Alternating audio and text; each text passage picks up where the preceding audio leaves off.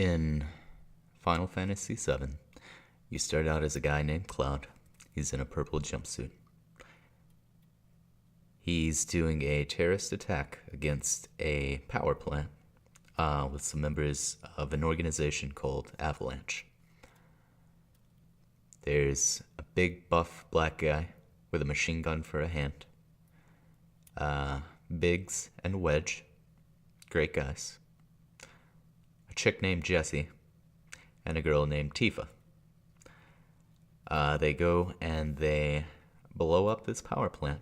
It's a real last minute kind of deal. Cloud has a little flashback which foreshadows a lot of things. They fight a boss, him and Barrett, the aforementioned big black guy with a large machine gun for a hand. And they escape barely. The place blows up. As Cloud escapes through Midgard, which is the large city they're in and home of the Shinra Corporation, he runs into a girl named Eris. He has the choice to buy flowers from her or not, and they soon part ways. They head back to Sector 7, where we meet Marlene, I believe, Barrett's daughter. They go downstairs. Turns out Cloud mostly cares about getting paid. That's more or less all he talks about. Barrett complains about taking money away from Marlene's future college fund or something like that. And he ends up paying him, although Tifa has a little bit to do with that. They end up going on another mission later. But where do they go? They go to blow up another Mako reactor, which is the power plant. And they get interrupted by a big boss. And this boss is sent out by the president of Shinra, I believe, Rufus Sr. Gosh, I'm not sure off the top of my head what his name is. Okay, and they blow up a little pathway thing way up in the air, which makes Cloud fall down into maybe Sector 8. Okay. Whereas Sector 7 is where the Avalanche's hideout is, and 7th Heaven, Tifa's bar. Okay. And when he lands in this church, lands on a bunch of flowers, which I guess breaks his fall somehow. And the flower girl from before, Eris, is there. This guy named, he's one of the Turks. I'm gonna say Reno, but I don't think it's Reno. He comes in. He wants to take Eris away. More foreshadowing. Eris hires Cloud as her bodyguard. They escape through the ceiling of the church, get outside. You find out that perspective is all kinds of fucked in Final Fantasy VII because you just got out of this huge church, and yet there is no way that church is that small on the outside. So they start running away. They go through this playground. They end up going through Sector 8's city area. Okay. And then Cloud takes Eris home. He meets her mom. It's a big deal.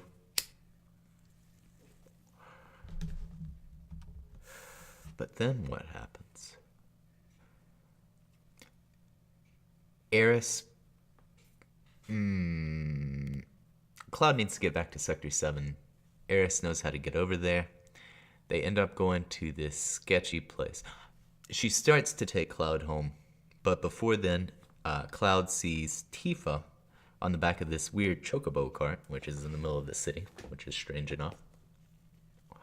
And Cloud wants to follow her to see what's up, because he hasn't seen her since he got separated at that mission.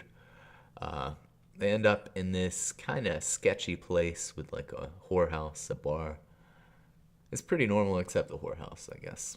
That's called like something to do with bees. But so they have to sneak into Don Corneo's place. He's like a gangster. He's looking for a new chick. Okay, and to do that, Cloud has to dress up like a girl. So they go through all these mini games. Cloud has to go like do do a bunch of squats. He's got to talk this depressed alcoholic tailor guy that, he should do it again because Cloud wants to look like a woman.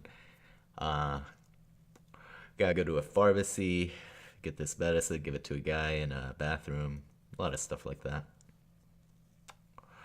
Gosh. Eventually he dresses up and they sneak in. They make it all the way to Don Corneo. Depending on how well you did all those minigames before, it might be Cloud being the one that Don Corneo picks.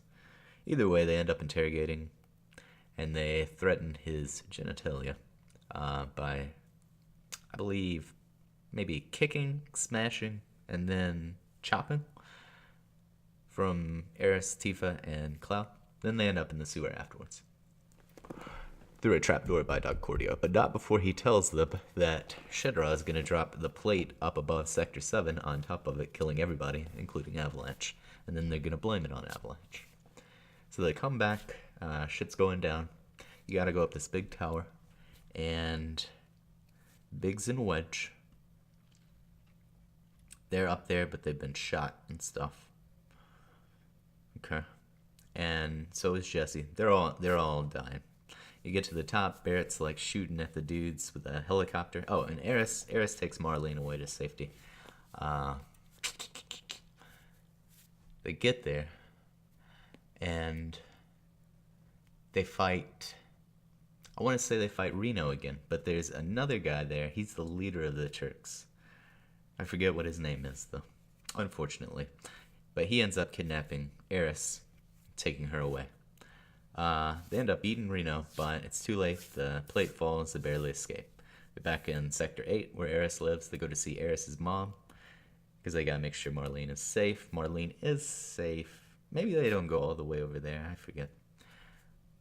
But they end up going back to the Don Corneo town, and there's this giant wall that you can climb to get to the top of the plate, and from the top of the plate you can get to Shinra. So they go, and they got to get some batteries, and they have to get up on top of that plate. They do.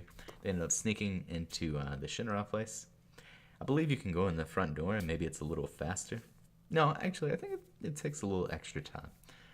But you can also go up the stairs, and there are a ton of stairs. I don't know, maybe like 50 flights of stairs you go up, literally. And it takes forever. You do a bunch of sneaking around in this place. It takes quite a while. A lot of stuff goes down. They end up rescuing this orange dog thing. I believe Red 13 is his name by default. And he can talk. He's being experimented on by this evil scientist named Hojo. And they find out kind of about this Genova thing. They get to the very top. President Shinra has been killed by Masamune? Masamune? I don't know how to really say it. Which is like evidence of this guy named Sephiroth killing him. And as they're walking around there, they've been like listening in on this meeting between the big Shinra executives. And as they try to escape, Rufus, President Shinra's son, shows up, and he's all like, yeah, I'm the president now, I'm gonna do this, and this, really picking up the pieces left behind by his father and ready to take charge and all that. He's not too particularly sad about his dad being dead. They mess around, they fight, Cloud buys some time or whatever. They run down back to the bottom of the building. They steal a truck and a motorcycle, and one of the best songs and coolest sequences plays out, where you're Cloud, you're on the motorcycle, your friends are in the truck, and you're having to slash these vehicles as you drive down the road. Okay. You end up getting to the end, you fight another boss, you end up getting out of the city.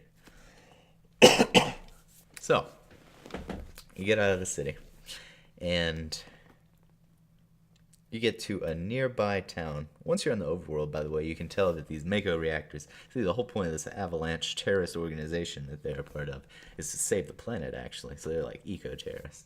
And these Mako things suck up the Earth's energy. in order to power these power plants and power all these cities and stuff. Well, when you get to the overworld, you can really tell that shit's been taking a toll on it, because like all the grass is real dark and stuff.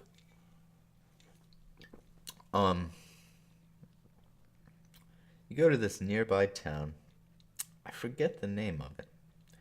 I wanna say it starts with a K. It's something simple, maybe. Carb. Oh, and Marlene made it out with Eris's mom. And she also got completely out of the city. I forget if Eris's mom escapes, though. But Eris is adopted, by the way. They get to the town of Carb, or whatever it is nearby. Learn some information. Cloud tells this whole big backstory about... I want to say this is when he tells about coming back to Nibelheim as a member of Soldier, alongside that Sephiroth guy who has the Mace Immune that killed President Shinra. He tells his version of the story. Tifa's a little confused, but she goes along with it. They leave there, and they have to go to the next city, which is past the Chocobo Ranch, but there's a big swamp with a big old snake thing. You gotta get past the snake thing, and in order to do so, you gotta ride a Chocobo through, right? So you get a Chocobo or whatever, you ride it across, you get to the cave entrance. Turns out some dude has killed the snake, and they're all like, it's Sephiroth. Sephiroth did it. So you go in the cave.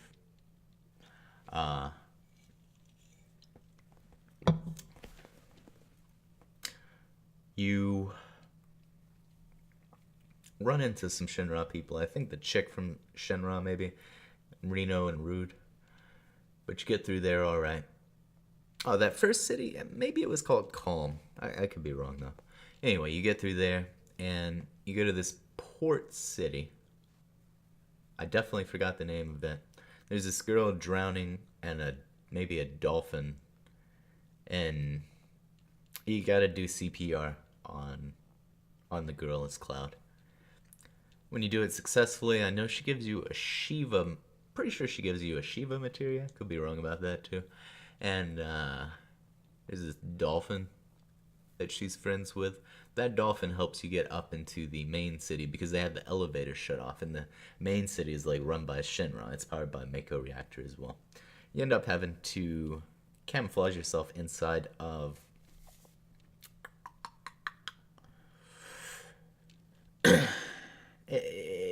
Cloud pretends to be a member of the Shinra army for a while. He does all these cool rifle spinning and stuff because they're doing a parade for Rufus, the new president of Shinra. And you sneak aboard this boat. All of you get on too. Barrett has this ridiculous sailor disguise. He clearly does not belong on the ship's crew, but nobody bats an eye. Later on, you get into the bottom of the ship. It seems like Sephiroth is there, and then you fight this really weird thing. That's a Genova thing, right? That thing that old Hojo is experimenting on. And you beat it, you go on. You end up in Costa del Sol, or something like that. It's this neat beach town, okay?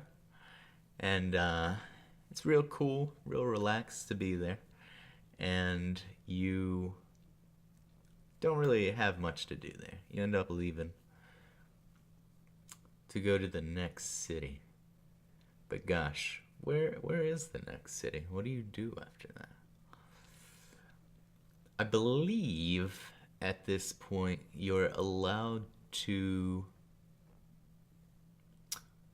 I think you can go to this town, which is kind of nothing much going on with it. It used to have a Mako reactor, but it blew up. After that, you go, I believe, to Cosmo Canyon, where you meet these like Native American people, kind of, and it's where Red 13's people are from. But they're all dead except Red 13. They were fighting something, they ended up getting turned into rocks. You meet this really smart spiritual dude who can float. I forget his name, but I'm gonna say Google Hyman, maybe. I know that's not his name, but that's what I'm gonna go with. He tells you a lot about the Earth and all the materia and how life is and all kinds of stuff. Oh, I forgot to mention something. Once you leave that area way before, or I want to say either around the Chocobo Ranch or past the cave after the Chocobo Ranch, okay, you finally get an opportunity to recruit Yuffie. Okay, you have to kind of go through the woods and walk around till you get an encounter with her. If you choose the right dialogue option, she joins your party. Great. She's 16, underage. That's terrible. We'll go with it. Uh, there's also a place, maybe it's like Condor's Nest, they have to do this real-time strategy minigame to protect. It's also around there. Completely forgot about him. Let's forget about him again. After Cosmo Canyon. Okay. You gotta go somewhere else. I want to say you go to... I want to say you go to...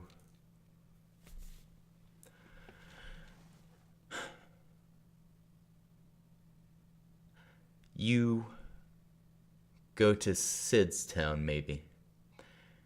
And in Sid's Town, he's got this rocket. He was supposed to go to space, and you end up getting caught by Shinra again. He almost, I want to say, maybe.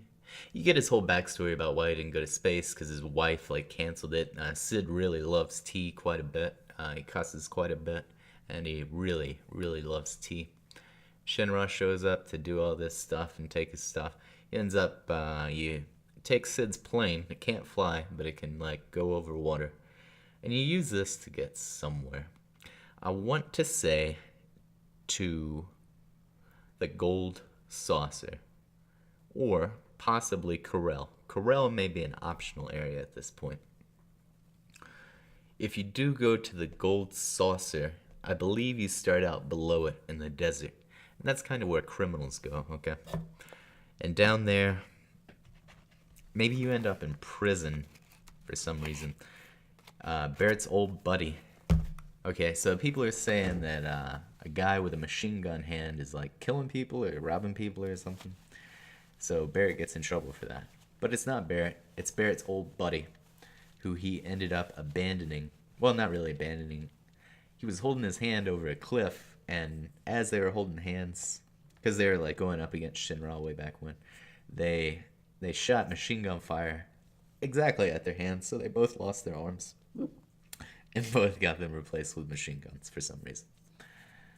Marlene, who is Barrett's daughter, is actually this guy's daughter. Okay, he's been taking care of her, but he's like crazy. I think you end up killing him. Then to get up to the Gold Saucer, which is in the desert, you have to win some chocobo races. So you go race these chocobos, right? Once you finally win, you get in the Gold Saucer, which is like a big party town. You can do all these mini games, and I believe at this point you get a dating scene with whoever you have the best relationship with. This can include Barrett, but it's kind of a bromance. This can also include Yuffie, which is hella illegal, but I guess it's not illegal in Japan, so God bless him. Why were you going to there? I believe to get a little sand sweeping thing, or to get something from the owner of the Gold Saucer. From there, gosh,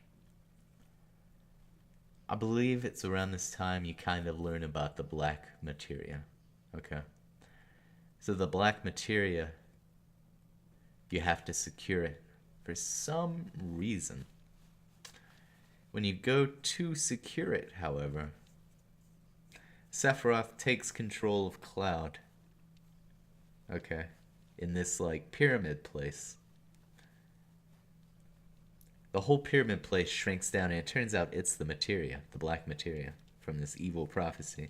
I guess I have to secure it to keep it away from Sephiroth, maybe? Or because it's the key to the Promised Land? I forget which exactly. And then you find out kind of sort of that Kate Sith, who I completely forgot to mention, but who's a living doll controlled by like the mayor of Midgard from like miles and miles away. He's been in your party for a while. I think he joins up at Gold Saucer, actually, so it hasn't been that long. But he kind of double crosses you there, I believe. And in all this, the pyramid shrinks down. You get the black materia. Sephiroth shows up, and he like totally mind controls Cloud. Okay, into giving him the materia, which is terrible, really terrible thing. He teleports out, and people are like, "Cloud, what'd you do that for?" I believe they go and consult the guy I called Google Hyman, the guy who floats and was from Cosmo Canyon, very knowledgeable, to ask him what's up because he's so damn smart. He ends up telling him about the Ancient's place. Okay. They go to the Ancient's place, do all this stuff. I believe they have to go through this weird forest first. They have to dig up an old flute. Then they end up in the forest. Only Aeris knows the way. I think Cloud has a prophetic dream, and Aeris leaves the night before. Everybody's kind of like, oh, where's Aeris? Okay. But they end up in the Forest of the Ancients, in the ancient place. And when they finally run into Aeris there, she gets stabbed by Sephiroth. It's real sad. Really emotional moment for gamers everywhere. After that, pull yourself together. I want to say you go get Guggenheim, right? And he comes back, he does some trick with a crystal there, and it reveals some more stuff, and you figure out you have to go to the northern crater. So you go up to the northernmost city, talk to these people, end up going down the mountain by snowboarding. Another cool sequence. Very cool. You have a good time. But then you have to climb this giant mountain. You have to fight off hypothermia. It's really cold. If you pass out by getting lost, which you probably will, this guy revives you in a cabin. I think he gives you tea, so Sid likes him. Once you're past all that, you end up in this really old cave. And as it turns out, big old meteor hit the Earth years and years ago. And that was Genova. And this causes the life stream to pour out of the hole where the meteor hit it. And gosh, it's rough. So when Sephiroth died a long time ago, nobody really knows how he died at this point. He went through the life stream, and the life stream pops up in this crater, which is an old wound of the planet. So this is where Sephiroth popped out of. He's been cut in half for some reason. Since Cloud is there, and they have the black materia again. Maybe they got it back. I forget. Ends up maybe tricking Cloud, and Cloud ends up giving it to him again. I think he tricks Red 13 as well, who actually has been entrusted with the black materia because Cloud already gave it up so easily. He gives it back to Cloud, and Cloud just hands it over to Sephiroth in this big old crystal. And Shinra's there, and everybody freaks out. A bunch of earthquaking and stuff happens, and everybody goes unconscious. And you wake up sometime later. And what happens is Sephiroth summons Meteor using the black materia, which is very bad. It's going to destroy the whole planet. Cloud is in a coma from like Mako exposure from falling back into the live stream. Tifa is the one who wakes up. Barrett wakes her up. They're in that port with the dolphin and the girl he had to give CPR to. Also at this port there's a giant cannon called Sister Ray. Maybe it's not called Sister Ray yet though. And they end up escaping. Pretty sure by this point they have the High Wind, which is Sid's airship. Not sure when they grabbed that. Maybe they stole it before. But Tifa ends up running away because Tifa and Barrett are both going to get executed for causing Sephiroth to get the black materia. They jump. Tifa ends up climbing on top of this giant cannon. She has a slap fight with this chick. She ends up jumping off the cannon. She ends up landing on the airship. They fly away. And this is where the game becomes very open-ended. You can spin. Tifa, I think, stays behind to try and help Cloud. There's something you can do to bring him back to life, but it takes quite a while to do. And you also have to go around collecting giant materia. And all of these materia are basically created in the Mako reactors. After the Mako reactors run for long enough, they just kind of pop out giant materia. There's one in Sid's space shuttle. He ends up going to space. Good for him. And then it turns out the thing that his wife caused to cancel the space shuttle launch to begin with was faulty, so she was right. So she did save Sid. So they have a little moment, but Sid still prefers T over her. They end up getting in a submarine and getting a giant materia out of a base at the bottom of the sea. Reno's there. You got to deal with him, I believe. You go all around the world, and you go to Corel, which is Barrett's hometown. You save that place. They're kind of mad at Barrett at first, but then after he saves the place, if you save the place, pretty sure you can mess all of these up and miss out on all of the big materia. I believe there's another materia. Gosh, I can't even remember. The submarine, the space shuttle. I want to say Cosmo Canyon has one for absolutely no reason. I believe the Condor's Nest I talked about way earlier with the real-time strategy thing, I believe it has one as well. You'll probably go to the Golden Saucer to get some items through some minigames, maybe. Maybe raise a little Moogle. But after you get all these big materia, Shinra wanted to use the giant materia to launch a missile at the meteor, but all it does is kind of shatter it a little, and it kind of sticks together and looks even more menacing, which really doesn't help the situation. Cloud's been woken up. This is our last, hurrah, we're gonna do it. If you had Yuffie with you, she actually robbed you of all your materia. You have to go to her homeland of pretend Asia and get all the materia back. She does that once you get close enough to her hometown. She is a thief through and through. But after you get through with all that, you go back to the northern crater, work your way all the way down. I'm not really sure whether the protagonists need the giant materia, now that I think about it. I think maybe they're just bonuses, because you can miss out on every single one of them. But either way, when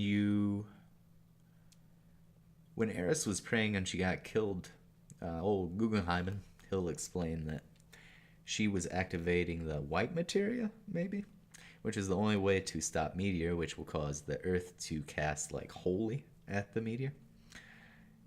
But she died during it, so nobody else. She was the last ancient alive. Nobody else knows how to do that.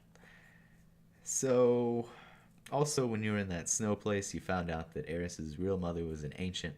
She married the Shinra scientist, but then Hojo tried to experiment on her, but she ran away. She ended up in Midgar, which is when she handed Eris over to her adopted mother. Okay. So you get all these side quests done. I believe, and you have to fight these giant weapons, which the Earth has unleashed as like a self-defense mechanism against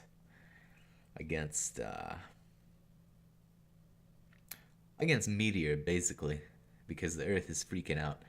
But these weapons kind of kill anything that they conceive as a threat, and they conceive people as threats. In fact, when you first wake up at the Big Sister Rave, when it's on the port, one of the weapons is attacking that port town. They try to shoot at it, but they miss. They end up switching the cannon to Midgard. Okay. Maybe instead of the missile, that's what they used to shoot at the meteor, I believe. And when they shot the shuttle up in space, they were trying to use the giant materia to explode it. Some other last little details to tie things up. You can get the Knights of the Round materia, but only if you breed like a few thousand chocobos into making a special golden chocobo. You get the ultimate limit breaks from doing various stuff, side quests, yada yada. But finally, you go back to the northern crater, right? You go all the way to the bottom. Sephiroth is there. You killed Genova before you get to Sephiroth, and it turns out all those Sephiroths you ever saw were Genova. And Genova is this alien that Hojo used to splice people's genes. It's been done to Cloud, that's why Sephiroth can control him, but it was actually Genova controlling him. But Sephiroth had it done to him as well. He's a really jaded dude. He blew up, he burned down Nibelheim, which is Cloud's hometown. Turns out Cloud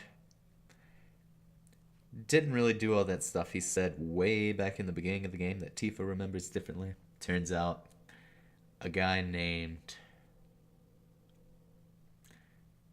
Zack. Zack was the soldier guy. He was the badass in the purple suit. Cloud was just like a lowly soldier guy.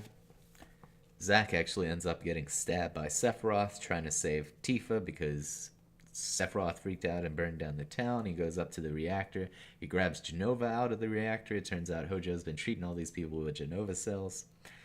Zack tries to attack him. Tifa still doesn't know Cloud was there the whole time because he never took off his mask because he was embarrassed that he let down Tifa from their childhood promise they would leave and become a soldier. Okay. But Zack gets struck down even though he's a badass soldier. Cloud comes in out of nowhere, picks up the Buster Sword that Zack drops, walks right up to old Sephiroth, and slices him complete. Sephiroth stabs him with his 12-foot-long Masamune sword, lifts him up in the ground. Cloud grabs that sword, leverages himself so that Sephiroth is the one in the air. Sephiroth doesn't even know how to handle such a normal dude doing such a weird flex. Okay. Cloud slices him literally in half. He falls in the life stream in the Mako reactor, and that's how he ends up at the northern crater. So you and your party go all the way down there. You kill Genova. You fight Sephiroth. He goes through all these ridiculous forms. You beat him, but all the party members like leave, sorta. But then Cloud and Sephiroth have this mystical like dream fight. And if you never got Cloud's ultimate attack, it's at this point that you use what's called Omni Slash. You slash Sephiroth like 32 times. He dies. It's the end of the game. There's like a time skip for the credits.